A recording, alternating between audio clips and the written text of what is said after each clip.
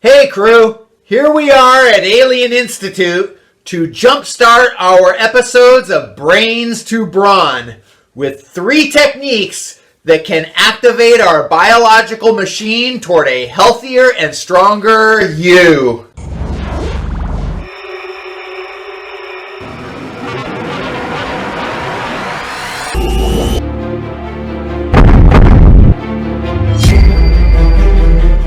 So we are going to look at 3 simple things from the categories of food, water, and exercise that we can implement today.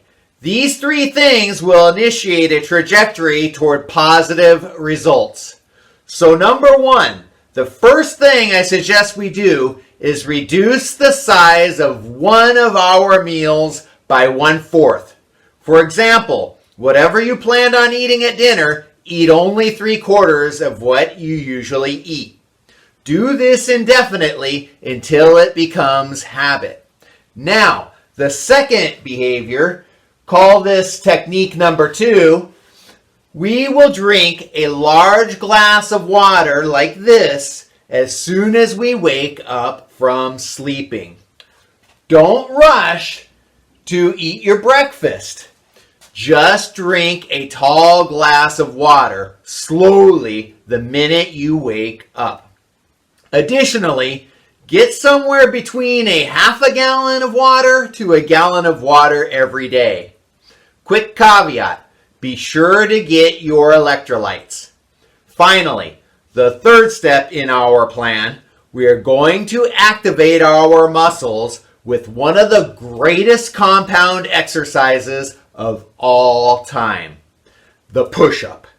Every 4th day, we are going to do 3 sets of push-ups with only 1 minute of rest between sets.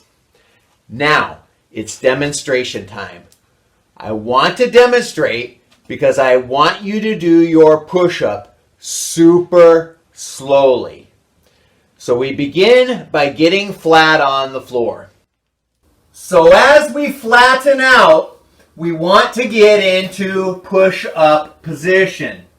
So our push-up position is going to be hands shoulder width apart, and we want to get our back as straight as we possibly can get it.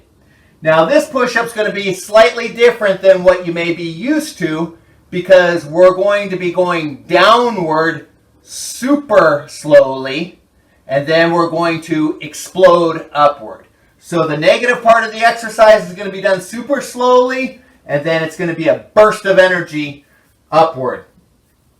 So we start like this, push-up position, and then we go down super slowly till our chin or our chest hits the floor. And then we blast up like a rocket upward. So again, down super slowly, explode upward. Okay, so we want to do about 8 to 12 repetitions inclusively, and we're going to do somewhere between 3 and 5 sets. Now you may be asking, well, what happens if I can't do a standard push-up? Okay, if you can't do a standard push-up, what I suggest is you do a knee push-up, and what the knee push-up does is it takes off some of the weight so that you're able to get a close to standard push-up. But you're going to do it the same way if possible. You can speed this up if you're not able to get the one push-up. But we want to go down super slowly, just like we did before, and then blast upward. Now you may be asking, what would happen if I'm doing more than 12 push-ups? So if you're doing more than 12 push-ups, that's just great. That's perfect. But I suggest that we reduce the number of push-ups by adding some weight. Now that's where the mathematics comes in, not in the way you may think. So what I've done is I've grabbed a stats book, and I got a 3-semester calc book here. Very, very heavy. And what we do is we take a standard backpack like this, Now, I like it if the waist has a band that makes it a little more secure. And then what we do is we load the backpack up and get it onto our back.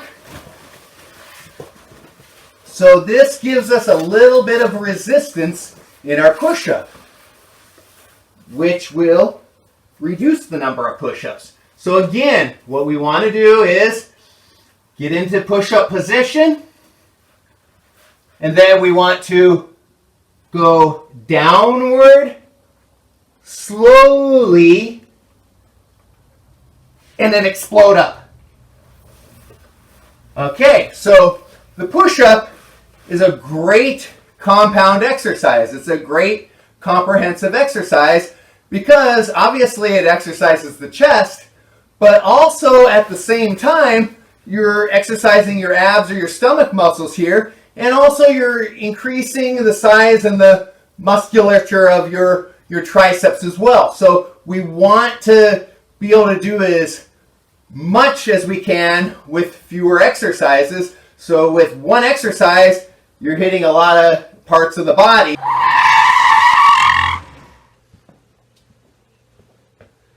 Yes, you are hitting a lot of parts of the body.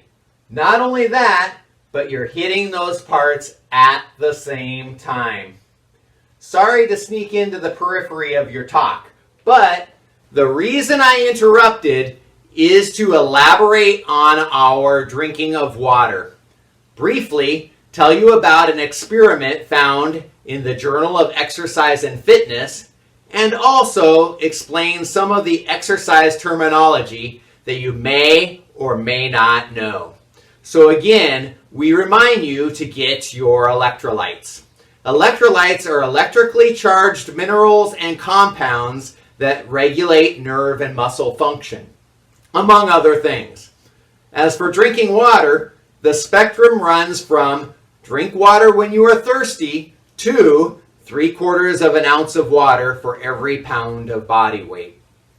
The type of water, whether filtered or not, we will discuss another time. But our goal should be to drink crystal clean water. So how much do I drink? I like the 1/2 ounce to 3/4 of an ounce of water per pound of body weight rule. The amount of water should not exceed a gallon and is never less than 1/2 gallon for adults. The U.S. National Academies of Science, Engineering, and Medicine determined an adequate daily fluid intake is approximately 97% of a gallon for men and 72% of a gallon for women. Fluid intake includes water from foods. Although rare, you can drink too much water, so be careful. Note that if you exercise a lot, use a sauna or steam room, or live in a hot climate, then water becomes more essential.